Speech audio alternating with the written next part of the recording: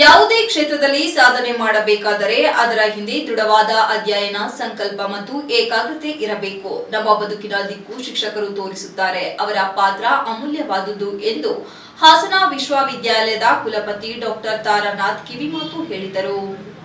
ನಗರದ ಸರ್ಕಾರಿ ಕಲಾ ಕಾಲೇಜು ಸಭಾಂಗಣದಲ್ಲಿ ಪರಿಪೂರ್ಣ charitable trust, doctor Gururaj Hebbar memorial charitable trust ಮತ್ತು ಸರ್ಕಾರಿ ಕಲಾ, ವಾಣಿಜ್ಯ ಮತ್ತು ಸ್ನಾತಕೋತ್ತರ ಕಾಲೇಜುಗಳ ಸಹಯೋಗದಲ್ಲಿ ಮಂಗಳವಾರ ನಡೆದ ಮಾನವ ಸಂಪನ್ಮೂಲ ಅಭಿವೃದ್ಧಿ ಹಾಗೂ ಸಮಗ್ರ ಗುಣಮಟ್ಟ ನಿರ್ವಹಣೆ ಕುರಿತು ಒಂದು ದಿನದ ಕಾರ್ಯಾಗಾರವನ್ನು ಅವರು ಉದ್ಘಾಟಿಸಿ ಮಾತನಾಡಿದ ಅವರು, ನ್ಯೂನತೆಗಳು ಮತ್ತು ಗಟ್ಟಿತನವನ್ನು ಅರಿಯುವಲ್ಲಿ ಇಂತಹ ಕಾರ್ಯಾಗಾರಗಳು ವಿದ್ಯಾರ್ಥಿಗಳಿಗೆ ಕನ್ನಡಿ. ಕಲಿಯುವ ಮನಸ್ಸು ಇದ್ದರೆ ಯಾವುದೇ ದುರ್ಬಲತೆಯೂ ಬಲವಾಗಿ ಮಾರ್ಪಡಬಹುದು ಎಂದು ಅವರು ವಿದ್ಯಾರ್ಥಿಗಳಿಗೆ ಪ್ರೋತ್ಸಾಹ ತುಂಬಿದರು.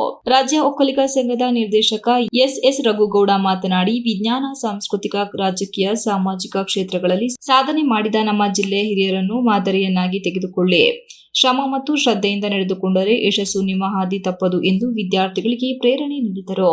ಸರ್ಕಾರಿ ನರ್ಸಿಂಗ್ ಕಾಲೇಜಿನ ಪ್ರಾಂಶುಪಾಲೆ ರತ್ನಮ್ಮ ಮಾತನಾಡಿ, ಮೊದಲು ನಾವು ನಮ್ಮನ್ನು ಸಬಲರನ್ನಾಗಿ ಮಾಡಿಕೊಳ್ಳಬೇಕು. ಬುದ್ಧಿವಂತಿಕೆಗಿಂತಲೂ ಇಂದಿನ ಕಾಲದಲ್ಲಿ ಭಾವನಾತ್ಮಕ ಬಲ ಹೆಚ್ಚು ಮುಖ್ಯ. ಅದು ಮಾನವ ಸಂಪನ್ಮೂಲ ಅಭಿವೃದ್ಧಿಯಿಂದಲೇ ಸಾಧ್ಯ ಎಂದರು. ಕಾರ್ಯಕ್ರಮ ಸಂಯೋಜಕ ಡಾಕ್ಟರ್ ಡಿಜಿ ಕೃಷ್ಣೇಗೌಡ ಅವರು ಮಾತನಾಡಿ, ಪ್ರತಿಯೊಬ್ಬ ವ್ಯಕ್ತಿಯಲ್ಲೂ ಅನೇಕ ಸಂಪನ್ಮೂಲಗಳಿವೆ. ಆದರೆ ಕಾಲದ ಅಲೆಗಳಲ್ಲಿ ಅವು ಮಾಯವಾಗುವ ಅಪಾಯವಿದೆ. ಅವುಗಳನ್ನು ಉಳಿಸಿ ಬೆಳೆಸುವುದಕ್ಕೆ ಈ ಕಾರ್ಯಾಗಾರದ ಉದ್ದೇಶ ಎಂದು ಹೇಳಿದರು. ಪರಿಪೂರ್ಣ ಟ್ರಸ್ಟ್ನ ಅಧ್ಯಕ್ಷ ಲಕ್ಷ್ಮೀನಾರಾಯಣ ಅವರು ವಿದ್ಯಾರ್ಥಿಗಳಿಗೆ ಸಂದೇಶ ನೀಡಿ, ಜ್ಞಾನ ಮಾತ್ರ ಸಾಕಾಗುವುದಿಲ್ಲ, ಅನುಭವ ಮತ್ತು ಮಾನವೀಯತೆ ಸೇರಿದಾಗ ನಿಜವಾದ ಶಿಕ್ಷಣ ಪೂರ್ಣವಾಗುತ್ತದೆ ಎಂದು ಅಭಿಪ್ರಾಯಪಟ್ಟರು.